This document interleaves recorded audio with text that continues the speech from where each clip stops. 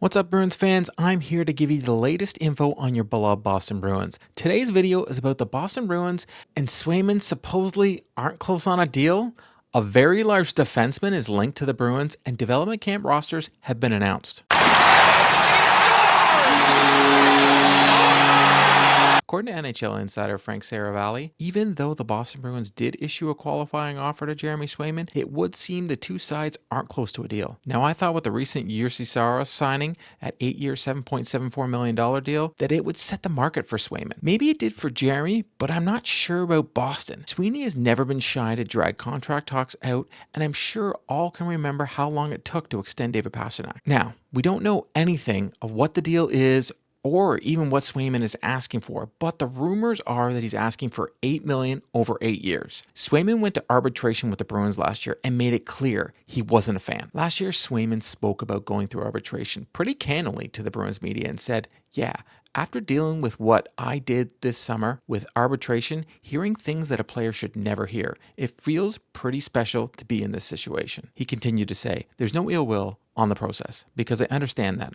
I'm not the first player to go through it," Swayman said, "of going through arbitration in August. I'm not the last, but I definitely won't wish it upon any of my friends and teammates moving forward, and I don't want to do it ever again as well. So grateful I went through it." Oddly enough, though, Sweeney made these comments after hearings last year. Based on the fact that we couldn't find common ground on a multi-year deal was probably the first indication that this was going to be the best path, Sweeney said. "It puts Jeremy right back into the really good situation because we expect him to be on a top flight goaltender and challenge despite having Vezina winner riding shotgun with him. The way Jeremy is wired, he feels he's good. It's not better, and he wants to be the go-to guy. So those are good problems to try and sort through and have motivated players that have confidence as well as talent." This tells me Sweeney shouldn't be shocked why it's taking so long to get a deal done, since it was so hard last year as well. And this time, Swayman's lights out during the regular season, and especially in the playoffs. Swayman posted a .916 save percentage and a 2.53 goals against average with 25 wins in 43 games started. Now, these numbers weren't as good as the previous season, but he did play more games last season,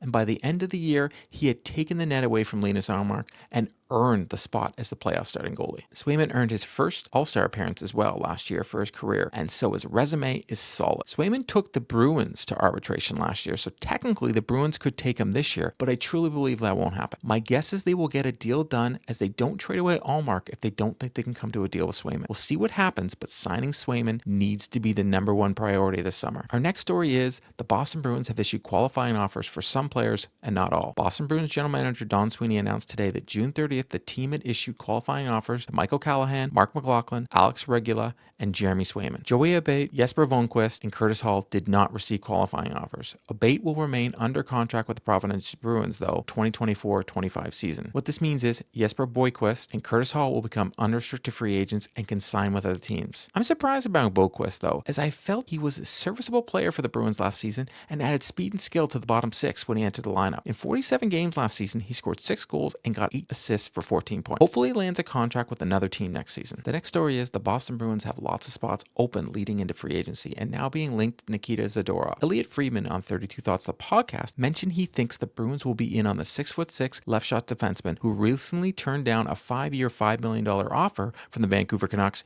and will be a UFA. Zadorov, who has a nickname we're all familiar with, Z, is hard-hitting, minute-crunching, good in his own end defenseman. He isn't going to light up the score sheet as given he only got 6 goals and 14 assists last year between Calgary and Vancouver, but he would add some snarl to the Bruins back end. He would be a third pair in Boston, though, so that much cap hit for a guy on the third pair might not be the best. He would be an upgrade for the Bruins back end, that's for sure, though. I'm sure Friedman suggested for the Bruins because it was rumored that the Bruins tried to acquire him before Vancouver did, but it's also rumored that he could be going to the Toronto Maple Leafs. We'll find out soon because it's free agent season and the signings will be plentiful. Our last story, the Bruins announced their roster for development camp. You may notice that Matty Patra is on the roster for development camps because his season was cut short due to a shoulder injury last year. 4 selections from the NHL entry draft, which includes first-round pick Dean Letourneau, are going to be there as well. It's going to be great to take a look at the Bruins prospects this week. That wraps up today's video. To stay up to date on all the news surrounding the Boston Bruins, please subscribe and drop me a like. If news breaks surrounding the Boston Bruins, be sure to check out the channel. If you've already subscribed to the channel,